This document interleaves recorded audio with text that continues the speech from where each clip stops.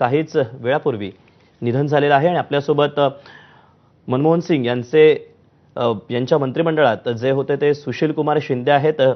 शिंदे साहेब, मनमोहन सिंग आज आपल्यात नाहीयेत। आपण काय गमावलं असं आपल्याला वाटतं? काय आपली पहिली प्रतिक्रिया आहे? काय आपल्या भावना आहेत?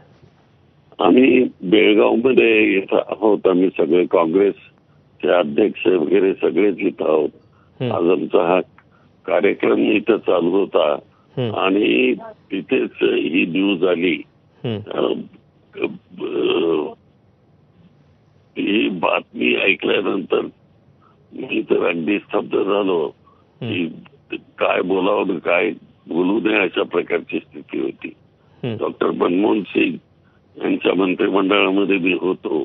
2006ला मी आलो 2 जानेवारीला आणि त्याच्यानंतर मी त्यांचं मंत्रिमंडळ संपेपर्यंत 14 पर्यंत त्यांच्या मंत्रिमंडळामध्ये होतो। पॉवर मिनिस्टर म्हणून होतो, होम मिनिस्टर म्हणून होतो आणि डॉक्टर मनमोहन सिंग यांनी मला लोकसभेचा नेता म्हणून अनाउन्समेंट केलेली होती। त्यामुळं मी तर त्यांना आयुष्यामध्ये कधी विसरू शकणार नाही।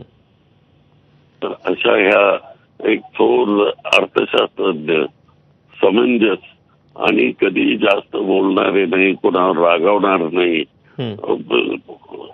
काही चुकीचं जर त्यांनी केलं तर ते समजून घेऊन त्यांना हे बरोबर नाही म्हणून असं सांगणारे अशा प्रकारचा एक शांत स्वभावाचा नेता या देशातून निघून गेला याचं माझ्यासारख्याला दुःख आहे।